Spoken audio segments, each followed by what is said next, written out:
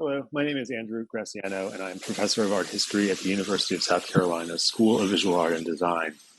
I'd like to thank the European Society for 19th-Century Art and the RKD for including this paper in this virtual conference.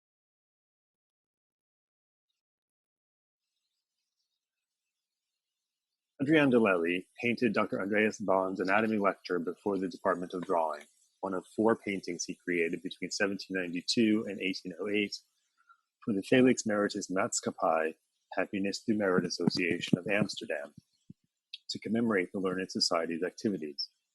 The organization was a remarkable microcosm of the sort of polymathic interests that typified the Age of Enlightenment.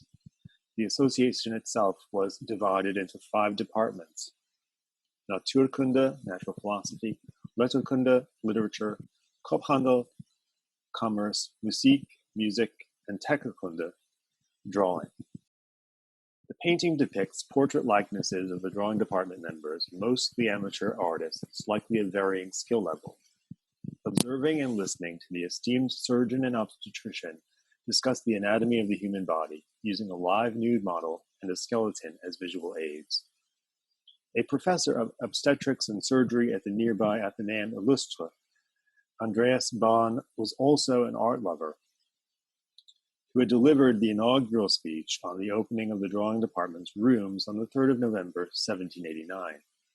His lengthy discourse evidences a broad awareness of art and its cultural historical significance, as well as a deeper understanding of classical art theory from antiquity to the 18th century present. The picture is at once a group portrait of a kind of academic membership and a scene of a life-drawing class led by an appointed anatomy professor. It recalls certainly and most immediately, though perhaps unwittingly, Johann Zoffany's The Royal Academicians, as well as Zoffany's William Hunter Teaching Anatomy at the Royal Academy, William Hunter lecturing.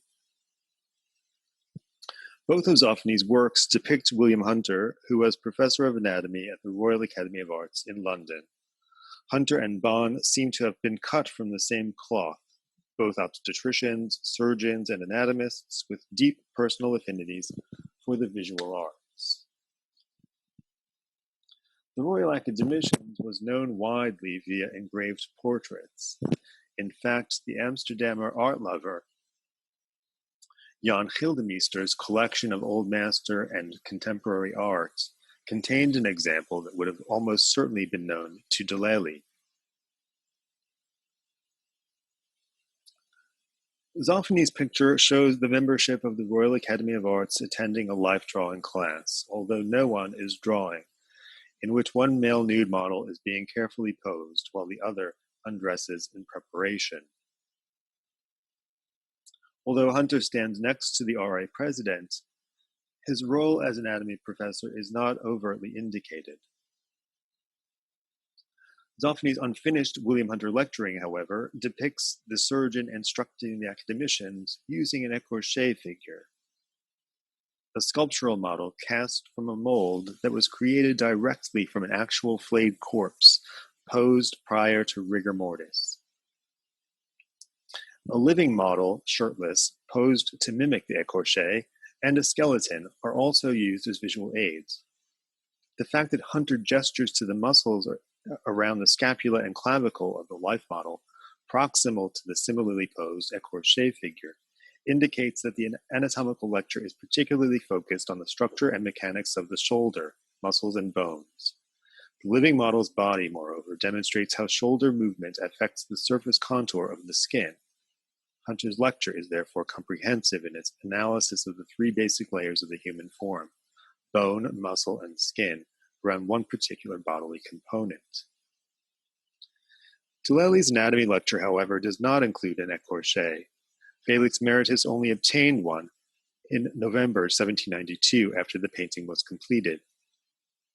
It was a gift from drawing department member Dirk Versteeg and was a copy of Jean-Antoine Houdon's 1767 anatomical sculpture in the French Academy in Rome. It seems likely that Bohn's lecture as depicted must have been limited in both anatomical and artistic scope without the flayed model to demonstrate the muscles and tendons.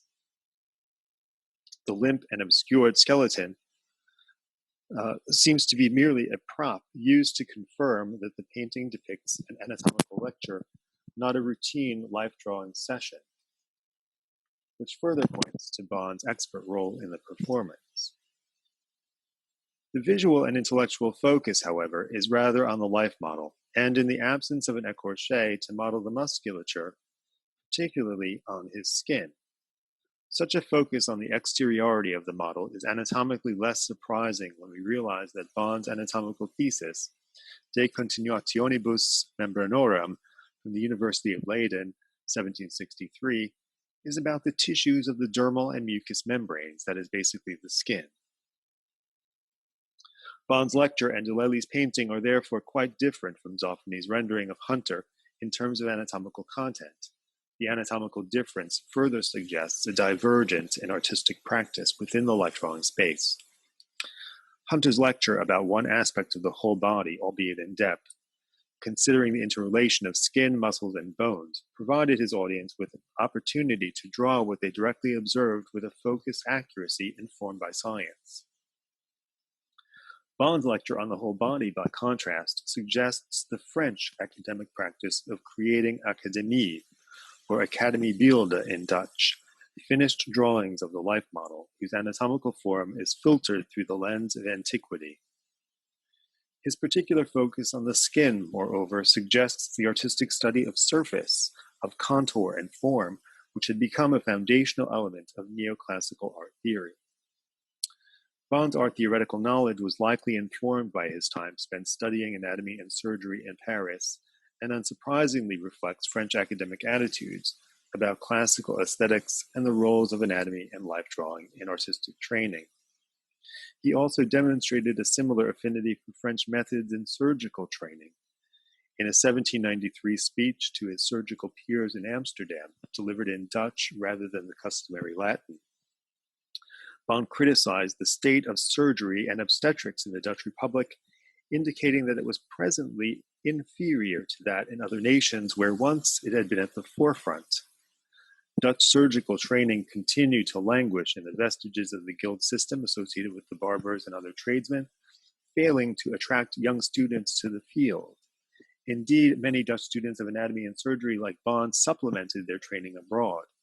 Daniel de Moulin writes that Bond likely had the Collège de Chirurgie in Paris in mind as a better model of anatomical and surgical education, which had resulted from the greater social and professional prestige of the surgical profession in that country. One might argue that it stands to reason that Bond similarly endorsed French academic attitudes about the interrelation of antiquity, life models, and anatomical education within artistic training. Whether one considers a large and venerable institution such as the Académie Royale in Paris or a smaller and less formal drawing school, academic art pedagogy in the long 18th century seems remarkable for its fundamental consistency. After mastering the skill of drawing after casts or examples of classical sculpture, students were encouraged to draw from life, to depict the nude, often male figure. Such experiences improve through repetition students' skills in the observation and imitation of nature, that is, in the close inspection and copying of aspects of the three-dimensional world, in this case the human form, onto a two-dimensional surface. Since formal academies throughout Europe had long privileged historical subjects looking to antiquity for narrative and aesthetic inspiration, most also perpetuated the desire for students to correct nature, to perfect and to idealize it as the ancients had done by applying to the living model the formal and aesthetic lessons learned from canonical, ideal sculptural examples such as the Apollo Belvedere. Through repetitive imitation of sculptural models, artists were expected to internalize a vast repertoire of canonical poses, graceful contours, and examples of masculine and feminine beauty. This information was thus useful to correct the inevitably flawed living model. As aesthetics in the latter part of the 18th century morphed into an ever more linear and archaizing neoclassicism, the less formal drawing schools often embraced the same or similar goals. However, such was not the case at every academy. For example, in his first discourse, Joshua Reynolds takes some pleasure in pointing out that continental academies had one so-called principal defect. Their students were not required to draw exactly what they saw in the life drawing class. Reynolds disagreed with this practice, at least for students in an earlier stage of development. He writes, quote, "Their drawings resemble the model only in the attitude or pose. They change the form according to their vague and uncertain ideas of beauty and make a drawing rather of what they think the figure ought to be than of what it appears. He who endeavors to copy nicely the figure before him not only acquires a habit of exactness and precision, but is continually advancing in his knowledge of the human figure, and he will be found at last capable of adding that grace and beauty which is necessary to be given to his more finished works, and which cannot be got but by an attentive and well-compared study of the human form." End quote. William Hunter's anatomy lessons at the Royal Academy were designed to reinforce this idea of attentive and well-compared study of the human form, connecting direct observation to anatomical and sometimes cadaverous reality. Indeed, Hunter created several écorché figures for the Royal Academy, including Smuglerius, seen here on the right, made from the body of an executed criminal and posed to recall the dying Gaul. For students at the French Academy, however, life drawing was an exercise in artistic interpretation, in transforming instantaneously what was observed into timeless art, quote, stripping away anything fleeting or accidental and noting only what was permanent and essential, end quote. Of course, later, Reynolds would similarly advocate for the practice of generalizing over the depiction of minute naturalistic detail. Nevertheless, the question about the purpose of the life drawing course vis-a-vis the model and student creativity continues to be unresolved to the present day, even among my own colleagues. Are students supposed to draw, as Reynolds recommended, what they see? Or are students supposed to draw, as was perhaps more typical in continental Europe, what they know? That is, what they have internalized by repeatedly copying canonical examples of ancient sculptural models. Chosen undoubtedly for his superlative anatomical physique, de Lelie's live model, intentionally posed in the attitude of the famed Apollo Belvedere, simultaneously recalls the prized ancient sculpture and indeed academic art theory in practice. When we interrogate de Lelie's scene of Dr. Bond lecturing with a life model, we must inquire not only what the student members are learning, but also how they are to utilize that knowledge. Are they to draw what they see? Should they draw the life model and his anatomy with an unforgiving precision and exactitude that renders him not as the Apollo Belvedere, but as the fairly ordinary human who stands in front of them? Or are they to draw what they know, correcting the model and idealizing his form to be more like the ancient sculpture? If the latter, we should examine why de Lelie conspicuously does the former. In de Lelie's rendering, despite the model's pose, he is neither Apollo the god nor the Apollo Belvedere. He is human, although in possession of a decent physique, undeniably ordinary, mortal, and specific. Rather than correct the model to conform more closely to neoclassical ideals, de Lelie embraces an insistent and directly observed naturalism in his painting.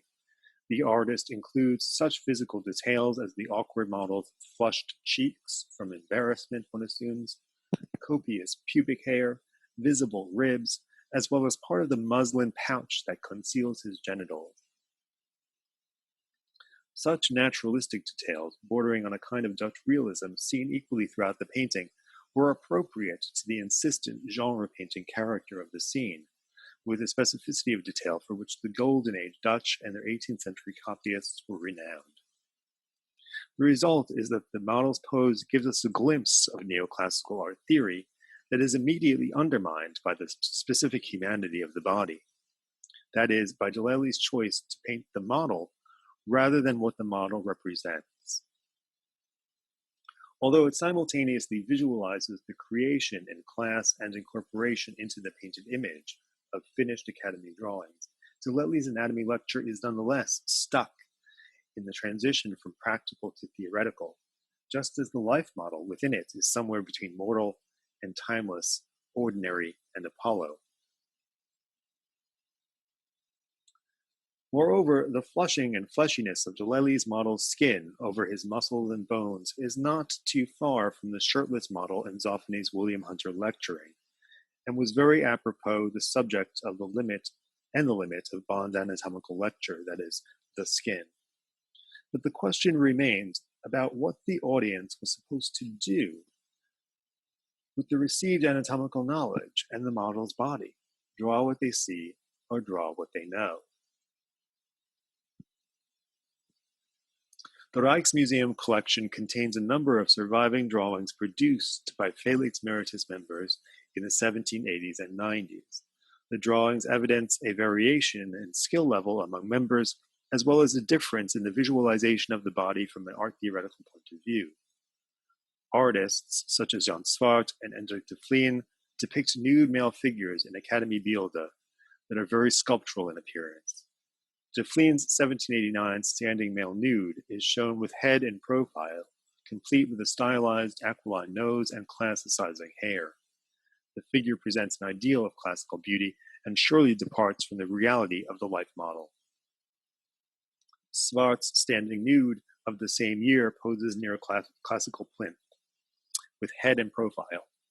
His figure's body is not as linear as de Vleen's, but shows greater physical volume created by cross-hatching that indicates Swart's facility with chiaroscuro effects and possibly also with printmaking. Nonetheless, Swart's figure displays a similarly ideal muscularity that was undoubtedly distinct from the mortal model. These drawings, nonetheless, provide crucial evidence that Felix Meritis's drawing department was engaged in creating Academy beelden. The fineness of these drawings after the life model, their degree of finish, skill variation notwithstanding, and focus on the nude male figure clearly show that art theoretical principles had been applied in order to move drawing from the practical emphasis on draftsmanship, still suggested in the word Tekekunde, into the higher realms of fine art dilettantism and artistic training. To be clear, Felix Meritis was not an academy per se, nor was its focus solely on the visual arts. The larger organization's purposes were social, commercial, and practical. Each of its departments fulfilled at least one of these purposes. Drawing could connect to all three. However, as Felix Meritis's membership and social prestige increased, its general goals grew more ambitious. The drawing department had followed suit, or possibly even led the way, incorporating art theory into Academy beelden practice. Moreover, in his opening lecture for the drawing department in 1789, Bond discussed aesthetic theories and traced the history of academies leading up to the foundation of the drawing department at Felix Meritis. The drawing department had already begun to think of itself in academic terms. Dankjewel.